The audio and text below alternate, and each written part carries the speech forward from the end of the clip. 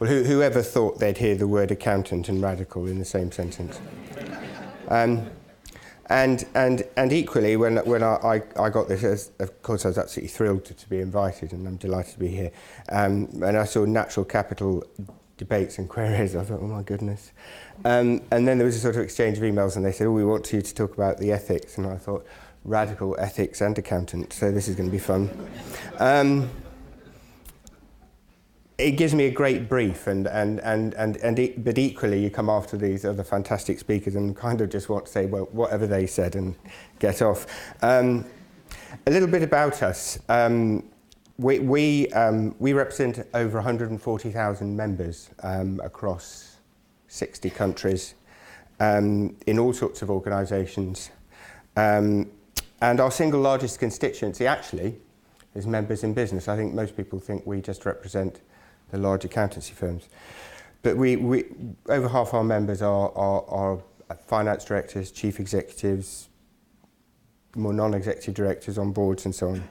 But our members, our member firms also advise 1.5 million British businesses.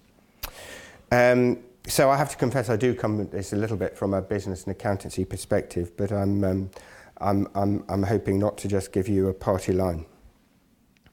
The interesting thing about the Institute of Chartered Accountants in England and Wales, and we almost achieved our moment when Scotland thought about devolving, is that we were incorporated under a Royal Charter. And that Royal Charter requires of us to act in the public interest. And it requires us to act in the public interest above the interests of our members. So that means we get to do things our members don't like. And so it's wonderful to be invited along here and to be able to talk freely. But what it does do, it gives us and incentivises us to address some of the things that we believe are of great public concern, even if our members don't quite like that. So I thought, gosh, accountants, ecosystems. And I found an article from The Guardian. And it was from the convention, it was just after the Convention on Biological Diversity in Nagoya in 2010. And wait for it, the headline was, "Are accountants the last hope for the world's ecosystems?" And I bet everybody thought, oh my God, has it really come to that? But the article goes on to say, so it's come to this. The global biodiversity crisis is so severe that brilliant scientists, political leaders, eco-warriors, and religious gurus can no longer save us from ourselves. Actually, it's interesting because it's saving us. Anyway, never mind. The military are powerless, but there may be one last hope for life on Earth. Accountants. And I thought, well, that's it. I'm going to become chief executive of the Institute of Chartered Accountants in England and Wales.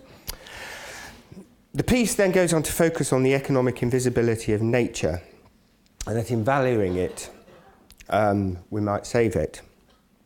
This baton has been picked up by many other people. I mean, it's a great baton to pick up. But interesting, Peter Backer has been one of those great advocates, the president of the World Business Council for Sustainable Development, who quite regularly, and I don't pay him any money at all, quite regularly says accountants will be the people who save the world. And why is that? And it is because there is a recognition that somehow we have to take account of nature. If we need to see it and not go sleepwalking into a disaster. These comments argue really that accountants will be the ones who measure, account for nature, make it visible, and turn it into business decision making, although I think there is a question about those for whom those decisions are made.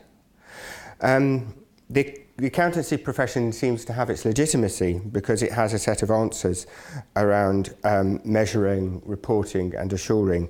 But those answers, to have, if accountants are going to have that license, that legitimacy that those questions, those answers give them, I believe very firmly they must be also prepared to ask the difficult questions before rushing into those answers. Otherwise, we will simply be seen as self-serving, and rather than acting in any sense of a public interest. The profession has to move beyond some narrow view of the relevance of accounting and move forward to asking questions such as, why do we need to measure and account for nature? How should it be done? For whose benefit are we doing this? And who should be doing it? Should it be us? Should it really be us who are doing it? And I think at the heart of that lies a question around what it means to be a professional. I'm not going to drift away from nature too much, but if to be a professional is simply a collective noun that describes a bunch of boys and girls who get paid a fair amount, who wear suits and can add up well, then that just describes a club. And I would say that not only doesn't have any social benefit or economic purpose, it's probably socially corrosive. If, however, it describes an ambition or an aspiration to do more than the law requires, to do the right thing, and that might equally be described as acting in the public interest. In an age when public trust in business is low and fragile, and when we face the very possibility of environmental and social crisis, then I think there is a huge role for the profession to play. So thinking about why, we've had a lot of business case why, I know. But I read this thing once, I wish I'd said this, because it's that kind of smug, clever thing. Somebody said to me once, if you think that the economy is more important than the environment, then try holding your breath until you've counted all your money and see how that works for you.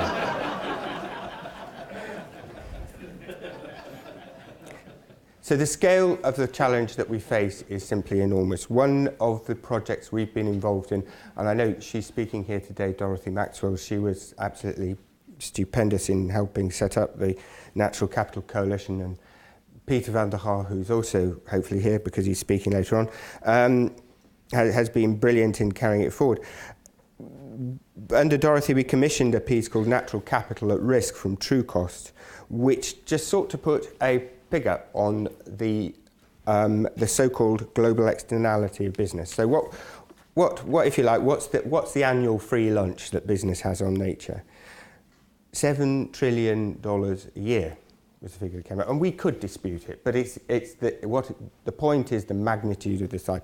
$7 trillion a year, and I compared that to some data from the Telegraph, and it must be true because it's the Telegraph.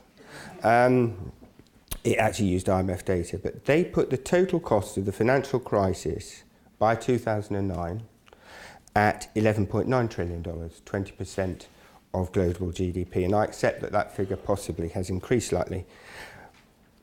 But that was a sort of one-off figure for digging the financial system out of a crisis. Every year, nature faces a $7 trillion crisis. And isn't it interesting that we have pretty much bankrupted ourselves to prop up a system that we largely see as flawed, and yet we seem reluctant to do anything about a system that supports us? There is a certain perversity there. So I say we have to drive not just changes in business, but a completely different business and economic model. We have to redefine success, and we have to change behaviour. The world we envisage, one that is prosperous and socially just. I mean, this prosperity can no longer continue to be on the basis of growing income inequality, which GDP figures completely hide.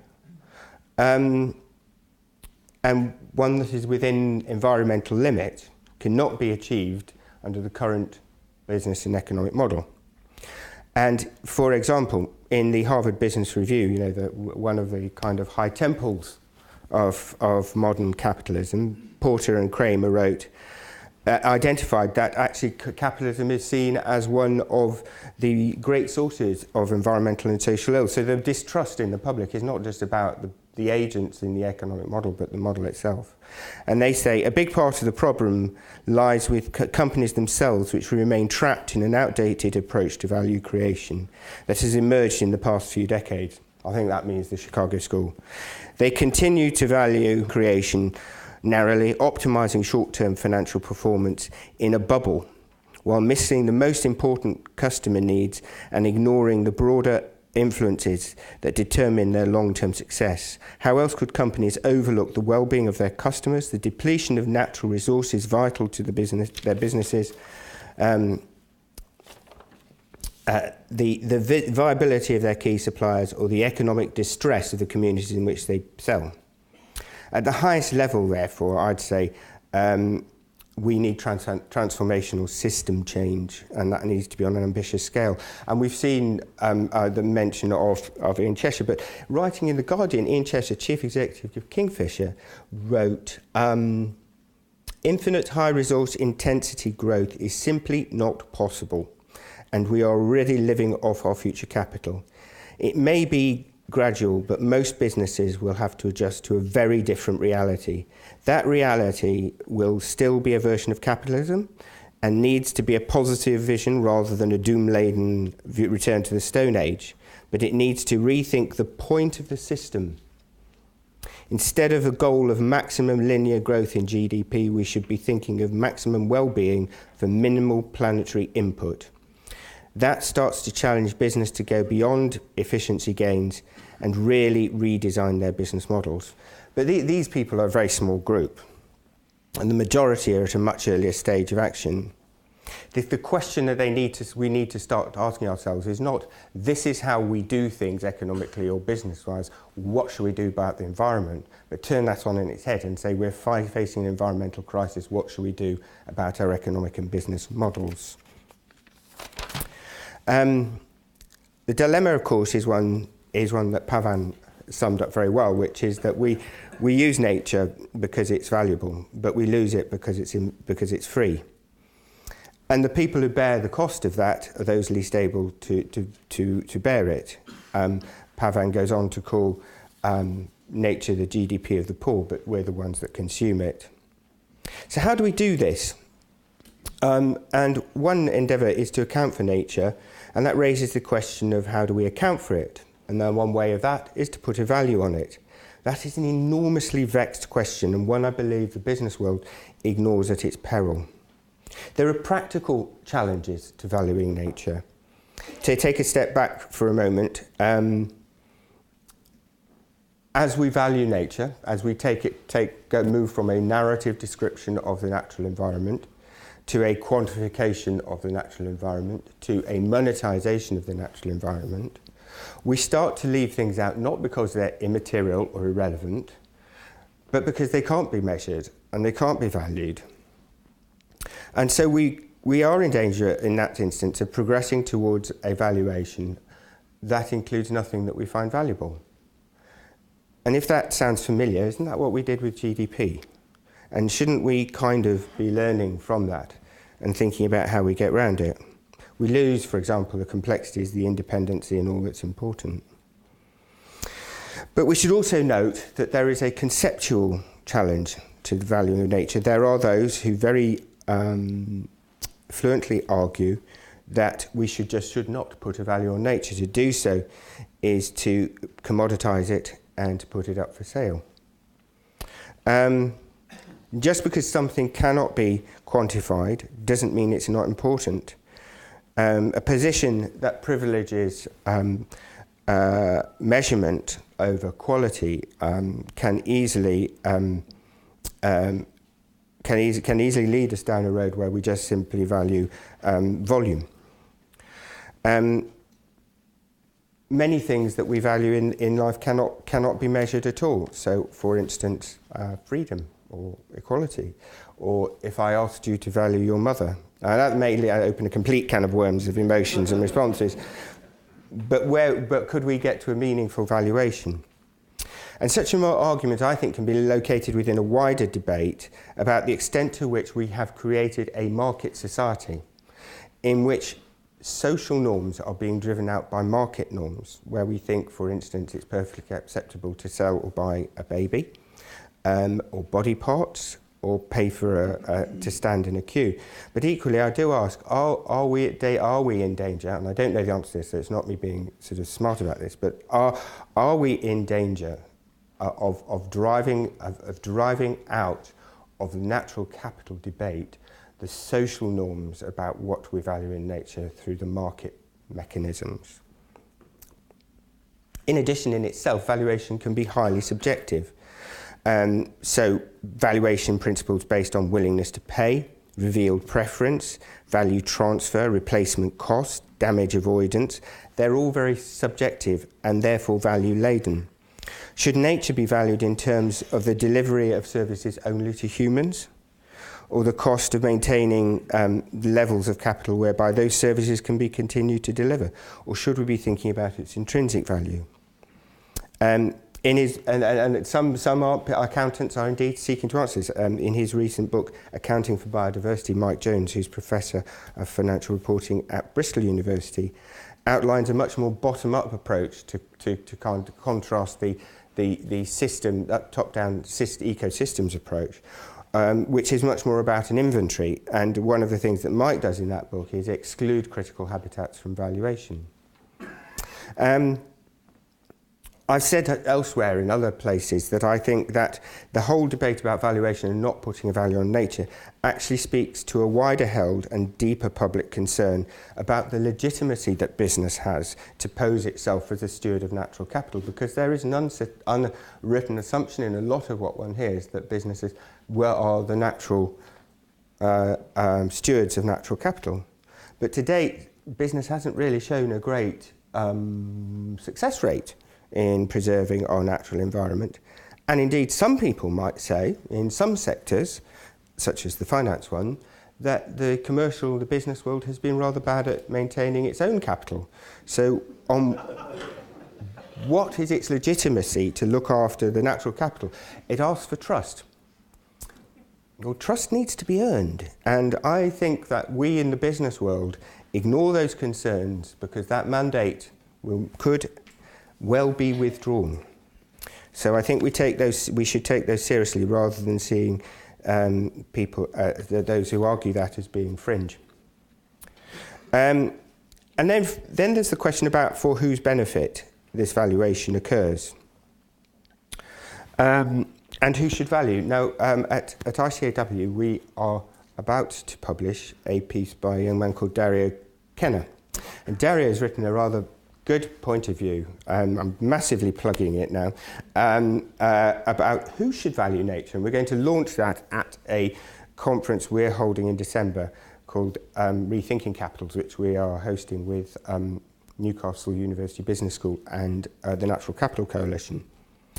And it's interesting because who should value nature is a very rarely asked question, and it has very few clear answers.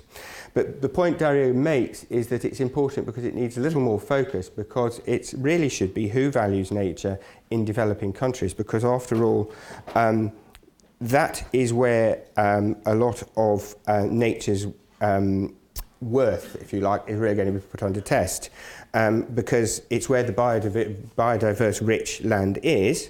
And interestingly enough, we seem to have outsourced our resource use there as well. So it does become rather complicated, and it's complicated by things such as land rights, which are very confused there, and the difficulty for whom also raises the point about Indigenous peoples, whose territories contain 80% of the biodiverse healthy ecosystems, or the world's remaining healthy ecosystems.